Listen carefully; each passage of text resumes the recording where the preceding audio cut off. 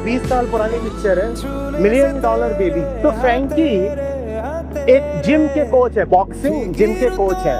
और ये जो महिला है मैगी, ये लगभग 40 वर्ष की हो रही है और ये जिंदगी में बहुत मात खाई हुई, चोट खाई हुई महिला है, लेकिन ये कहती है मुझे बॉक्सिंग सीखनी है। तो ये जो बॉक्सिंग कोच है, ये मैगी से बोलते हैं कि पहली बात तो तुम महिला हो, मैं लड़कियों को सिखाता नहीं, it's a men's gym, I am a men's coach. और दूसरी बात, तुम्हारी उम्र ढल रही है, तुम क्या रिंग में उतरोगी।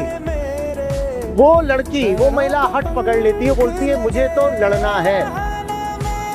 और एक दिन वो उसके हट के सामने मजबूर होकर के कोच उसको स्वीकार कर लेते हैं और उसको सिखाना शुरू कर देते हैं। उसको सिखाना शुरू करते हैं, वो उनकी उम्मीदों से ज्यादा मेहनत करके दिखाती है। वो दुनिया की बड़ी से बड़ी बॉक्सर्स को हराना शुरू कर देती है।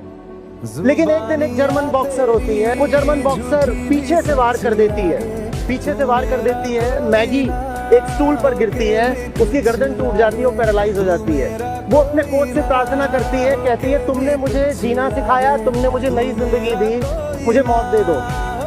कोच कहता है नहीं, मौत नहीं दूंगा, हमें लड़ना है, हमें इस स्थिति से भी लड़ना है। लेकिन डॉक्टर एक के बाद एक जवाब देते जाते हैं और अंततः वो कोच से फिर पूछती है, तुमने ही कहा था कि मैं एक महिला बाद में हूँ, मैं एक मनुष्य पहले हूँ और एक मनुष्य के लिए सबसे जरूरी होती है उसकी गरिमा।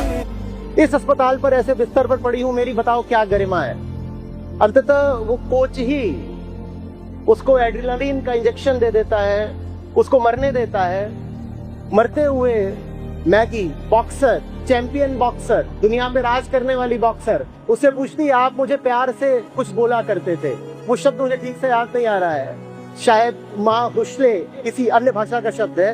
वो बहुत प्यार से माँ हुस्ले करके उसको संबोधित करते थे। बोलते हैं मैं जा रही हूँ, ये मेरी आखिरी सांसें हैं, इनका मतलब बता दीजिए, ये आप मुझे क्या बोला करते थे। उसकी आंखें बंद हो रही हैं, कोच कहते हैं उसका अर्थ था मेरे दिल की धड़कन। दिल की धड़कन रुक जाती है। रात के अंधेरे में उसको विदा करके कोच स्वयं भी विदा हो जाते हैं। उसके बाद उस कोच को कभी किसी ने नहीं देखा। इस अंत को दुखद मत मानिए, मैं मृत्यु की बात नहीं कर रहा, मैं पुनर्जीवन की बात कर रहा हूँ। मैं उस जीवन की बात कर रहा हूँ जो गरिमा से परिपूर्ण है, जिसमें एक महिला कह रही है कि मुझे मृत्यु तक मंजूर है लेकिन गरिमाहीन जीवन मंजूर नहीं है।